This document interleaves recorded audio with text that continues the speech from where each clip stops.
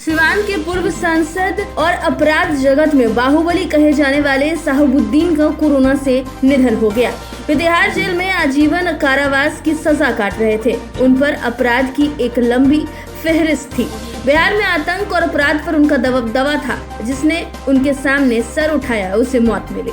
अपराध से नाता के बाद भी बिहार की राजनीति में उनका दबदबा था। पिछले दिनों तिहाड़ जेल में वे कोरोना से संक्रमित पाए गए। उनके साथ और 100 से ज्यादा लोग कोरोना पॉजिटिव थे। साहबुद्दीन को LNJP अस्पताल में भर्ती कराया गया था, जहां इलाज चल रहा था और इलाज के दौरान मौत हो गई। इसके साथ ही बिहार के एक सजायापात्र बाहुबली की कहानी का फाइल बंद हो गया है। तो चलिए आज आपको बताते हैं कि आखिर ये साहबुद्दीन था कौन।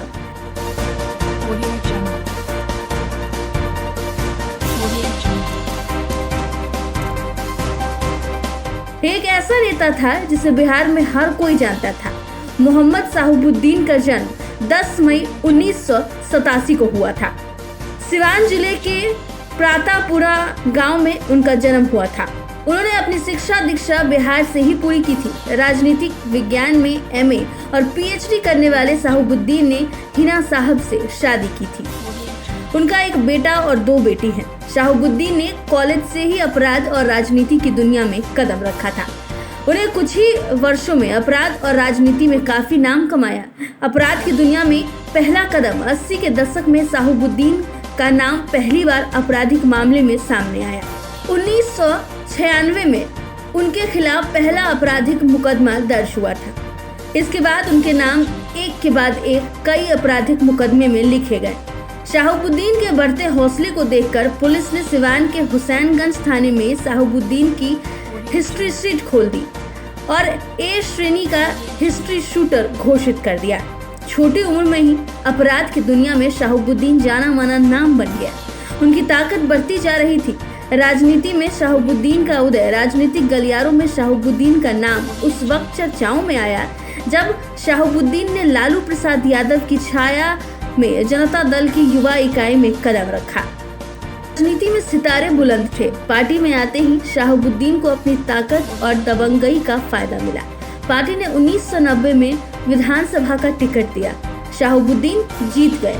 उसके बाद फिर 1995 में चुनाव जीता। इस दौरान कद और बढ़ गया। ताकत को देखते हुए पार्टी ने 1996 में उन्हें लोकसभा का टिकट दिया और साहबुद्दीन की जीत हुई। 1997 में राष्ट्रीय जनता दल के गठन और लालू प्रसाद यादव की सरकार बन जाने से साहबुद्दीन की ताकत बढ़ गई। आतंक का दूसरा नाम बन गया। साहबुद्दीन 2001 में राज्य में सिविल लिबर्टीज के लिए पीपुल्स यूनियन की एक रिपोर्ट ने खुलासा किया कि राज्य सरकार कानूनी कार्रवाई के दौरान साहबुद्दीन को संरक्षण दे रही थी। सरकार के संरक्षण में वो खुद ही कानून बन गए थे। आए दिन अधिकारियों से मारपीट करना उनको सगल बना रहा था।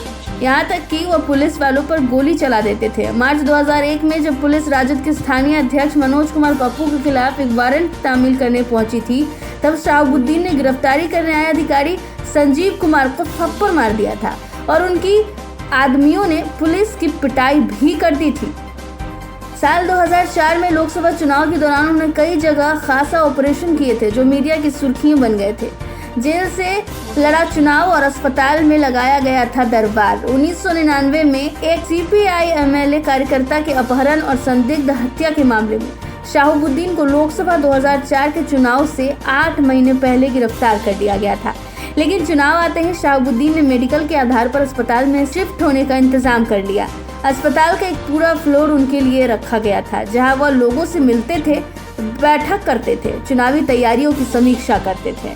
वहीं फोन से वहां पर लगातार अधिकारियों नेताओं से कहकर लोगों का काम भी कराते थे। अस्पताल के उस फ्लोर पर उनकी सुरक्षा के भी भारी इंतजाम थे। हालत ये था कि पटना हाईकोर्ट ने ठीक चुनाव से कुछ दिन पहले सरकार को साहबुद्दीन के मामले में सख्त निर्देश दिए, लेकिन उनके खिलाफ चुनाव लड़ने वाले जदयू के ओम प्रकाश यादव ने उन्हें कड़ी टक्कर दी और चुनाव के बाद कार्यकर्ताओं की हत्या भी हुई थी। हत्या और अपहरण के मामले में उम्र कैद की सजा मिली और 2000 के चुनाव के बाद से ही साहबुद्दीन का बुरा वक्त शुरू हो गया। इस दौरान शहाबुद्दीन के खिलाफ कई मामले दर्ज किए गए। राजनीतिक रंजिश भी बढ़ रहा था। नवंबर 2005 में बिहार पुलिस की एक विशेष टीम ने दिल्ली में शहाबुद्दीन को उस वक्त दोबारा गिरफ्तार कर लिया जब वो संसद सत्र में भागीदारी करने के लिए गए हुए थे।